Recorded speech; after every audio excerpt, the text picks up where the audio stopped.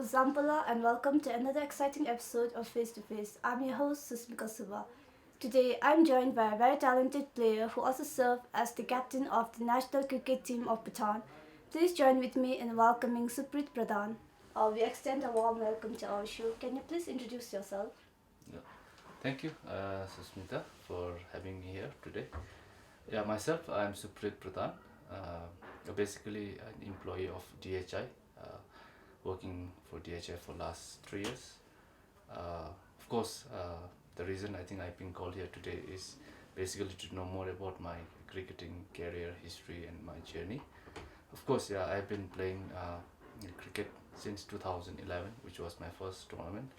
So yeah, I am a cricket player, Bhutan National team for since 2011, and in the recent tournament, in the absence of 𝗖𝗿𝗃𝗃, our former captain, I have led the Bhutan National team in the Asia qualifier for the ICC T20 World Cup. Can you tell us what are your present engaged in? Yeah, currently I'm working as a project manager in DHI. So it was in 2020 I joined DHI.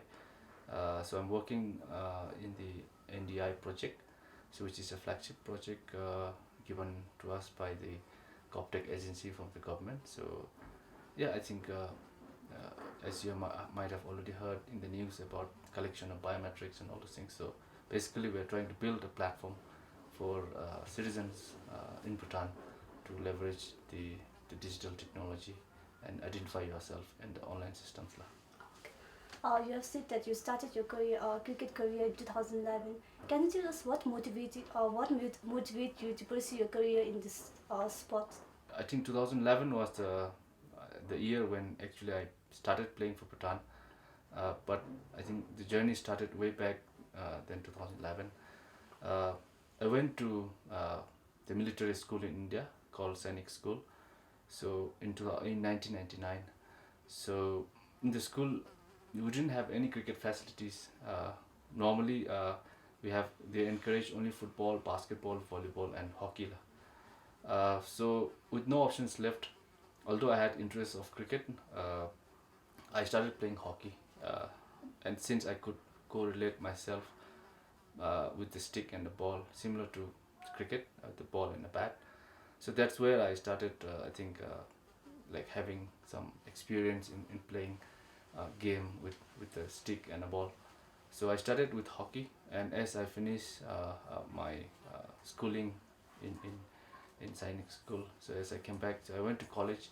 Then in the college I had few of my friends going to the nets, practicing cricket, but again that was not pure professional cricket. I think it was just a club cricket. So when I passed out and came back to Bhutan in 2010, so that's where I realized that there is a national selection camp going on in 𝗬𝗽𝗧. So I went and I just gave a trial, and I think I was just randomly picked up as a raw talent with my ability to ball and bat. So in 2011, my first tournament was in Nepal against, I think, the very elite team right now. I think we played against even Afghanistan, which actually currently is playing the World Cup. So it was quite a journey. I think I have a very good memory. I think playing there as a first tournament, scoring some runs against Afghanistan also. So yeah, these are quite nice memories back. As you have said earlier that you are currently serving as a captain, can you describe your leadership philosophy as a captain? Yes, definitely. I think being a captain of any national team, I think doesn't come easy. I think especially this tournament, we had a lot of youngsters in the team. With the absence of, as I said, 𝗖𝗿𝗃𝗃 was not present, and also experienced players like 𝗙𝗿𝗃𝗃-𝗃𝗃 and 𝗍𝗃𝗃 also could not make it. So it was, I think, few of us in the senior, as a senior member in the team, who had to set an example and lead a lot of youngsters in the team. And for almost 6 of them, it was their debut tournament. So first time they're playing at the senior men's team. So for me, I think my encouragement, my philosophy to the boys was, I think, keep it simple, believe yourself. And I think if you just try to keep it simple, believe in yourself, and show some positive attitude in the field, I think the result is like we cannot control it. I think if you give your 100%, I think your crowd will appreciate that, your coach will appreciate that. So that was my main philosophy. Just believe yourself, believe in your talent, stay with positive attitude, and then forget about the rest. I think the result will come by itself. So, how do you motivate or inspire your team before a big match or tournaments?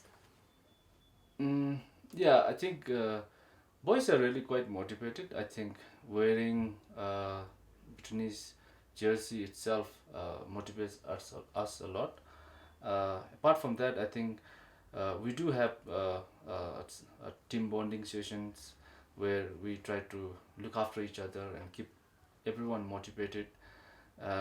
Recently, we have also initiated singing national anthem before the match, so that everyone is motivated.